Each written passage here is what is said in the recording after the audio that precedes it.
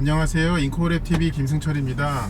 저는 오늘 최근이 아니죠. 오늘 처음 이제 출시를 알리게 된 현대의 경차 SUV 캐스퍼를 1.0 터보 모델입니다. 그 모델을 좀 일반 도로에서 한번 타보도록 하겠습니다. 네, 일단 현대자동차에서 준비한 시승 코스대로 그렇게 가는 것이고요. 고속도로와 국도를 좀 섞여 있다고 합니다. 여기가 기흥 IC 나와가지고 있는 라운드어바웃, 그러니까 회전교차로인데요.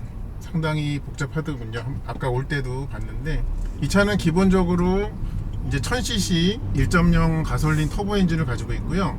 거기에 4단 자동 변속기, 토크 컨버터 방식의 4단 자동 변속기를 이렇게 매칭이 되어 있습니다. 그리고 차가 이제 SUV 형태이긴 하지만요, 국내 경차 기준을 만족을 합니다. 크기나 배기량 이런 거에서. 그래가지고 이 차는 엄연히 경차라는 것을 먼저 공감대를 갖고 이 차를 접근하는 것이 옳다라고 생각을 합니다. 이 차는 경차인데도요, 일단 전방 쪽을 향하고 있는 그 운전자 보조 기능을 다 기본적으로 좀 갖고 있더라고요. 그래서 앞유리 위에 있는 카메라 센서를 활용을 해서 차로 유지라든지 아니면은 이제 전방 충돌 경고 알림이라든지 이런 모든 것들을 다 이렇게 하고 있습니다. 현재까지의 느낌은요, 일단은 차를 이렇게 움직여가는 데에는 전혀 부담이 없는 것 같습니다. 근데 저 혼자 타서 뭐 그런 걸 수도 있지만요, 일단 이 차로 유지 보조를 끄고 조향 느낌을 보겠습니다.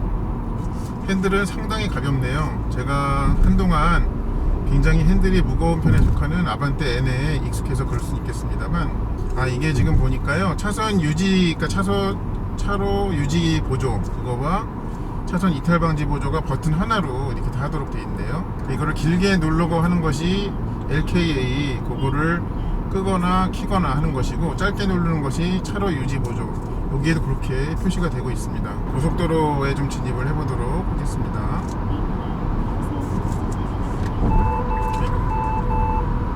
그리고 이 차는 보니까요, 네, 하이패스가 이 룸미러에 들어있는 예전 방식을 그대로 사용을 하고 있더라고요. 그리고 스티어링은 투스포크인데 아래 위가 좀 넓게 뚫려 있어가지고, 네, 이 계기판의 시야를 가리지를 않는 점이 참 좋습니다. 그리고 여기에 이제 현대마크는 가지고 있지 않더라고요.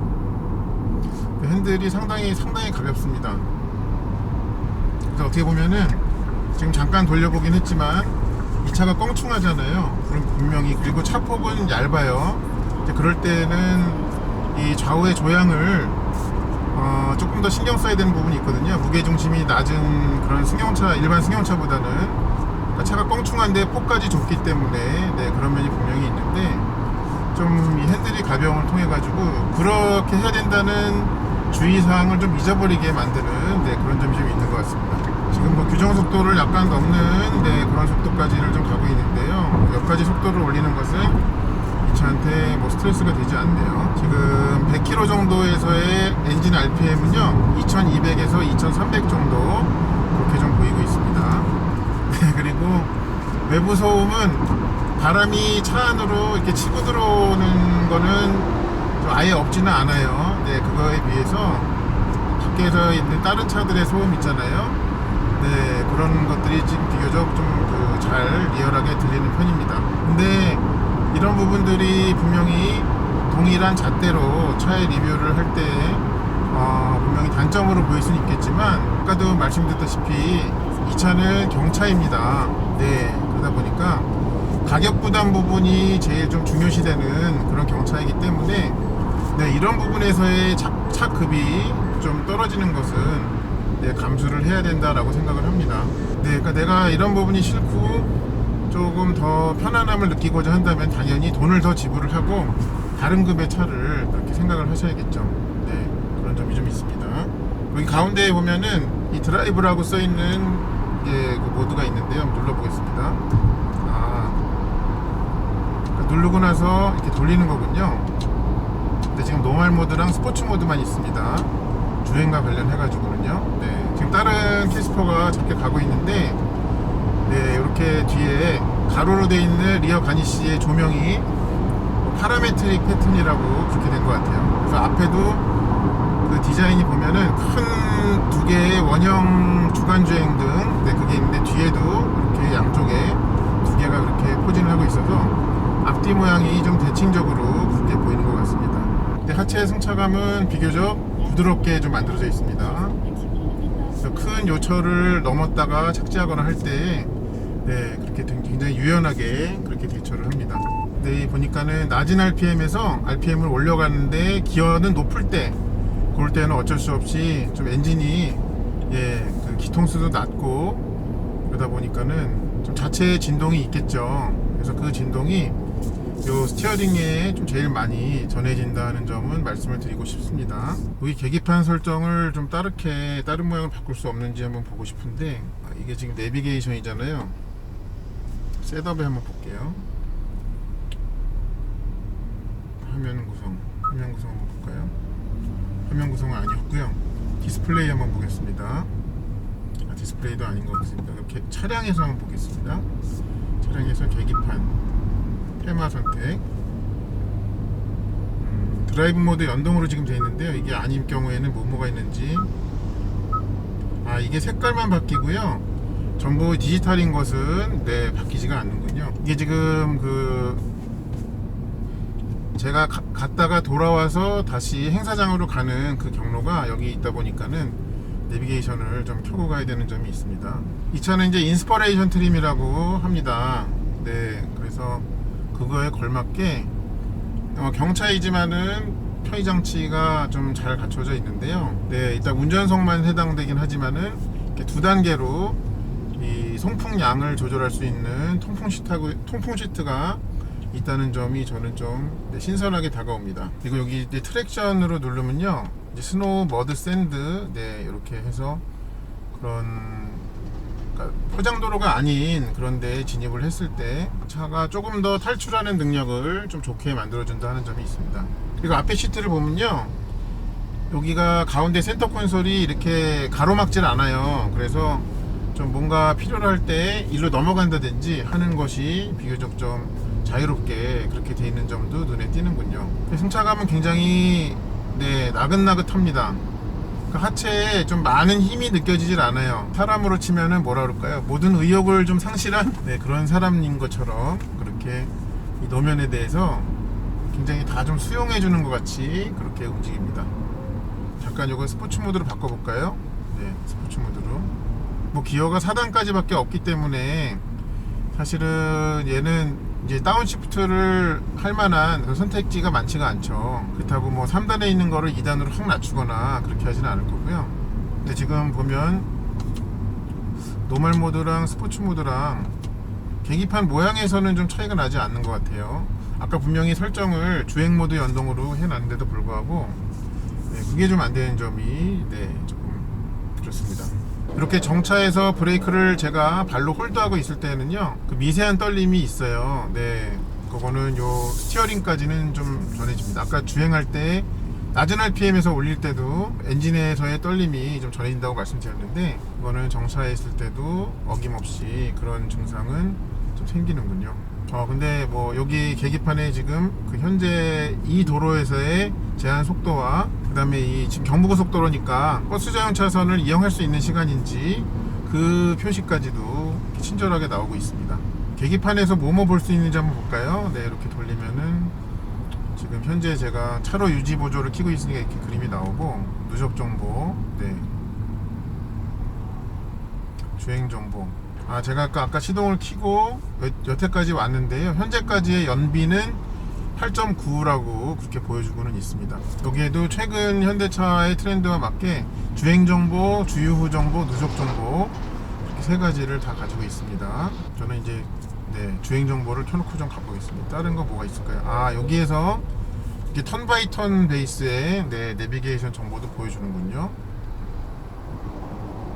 타이어 공기압 모니터링 여기서 보이고요. 그런 것들이 있네요.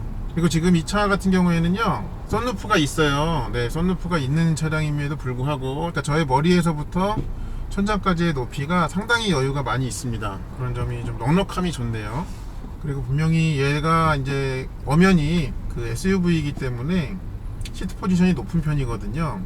그러다 보니까 이 차의 안에 플로어에서의 이 시트까지의 높이도 있어서 앞뒤 방향의 어떤 레그룸에서는 그렇게 아주 넉넉한, 그러니까 좋은 점수를 줄 수는 없지만 이 높이 측면에서 확보되는 그런 공간감이 좀 좋게 그렇게 느껴집니다. 그리고 이 차에는 이제 크루즈 컨트롤이 이게 있나?